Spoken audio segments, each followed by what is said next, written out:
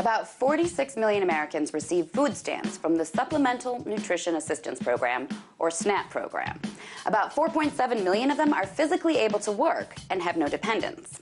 And about 1 million of them are about to lose their food stamps.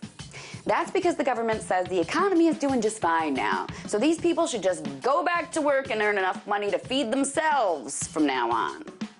The federal rule is that if you are an able-bodied adult with no dependents, you can only get 3 months of food stamps in any 3-year period, unless you meet a bunch of other criteria. That limiting rule was put in place under none other than President Bill Clinton, that guy who cares so much about the little guy.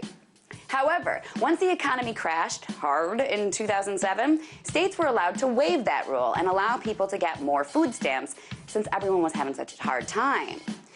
But right now, 22 states are not renewing that waiver. The rule goes back in place, which means about 1 million people are about to lose their food stamps. Why? Because the economy is doing so great right now, right? And so everyone should be able to feed themselves. Let's make people who can work just go out and get a job already and stop being a drag on our tax dollars. We'll save so much money not supporting these suckers, right? Well, let's take a look at the numbers for some perspective. The average amount of money people get in food stamps is $164 a month. Times 3 months over 3 years, that's just about $500 in 3 years. So if we take away 1 million people's stamps, even for just another 3 months, that's almost $500 million in savings. That sounds like a lot, right?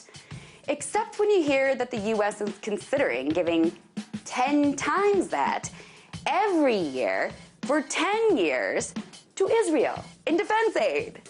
We give them $3 billion a year now, and we're considering upping that to $5 billion a year from 2017 to 2027.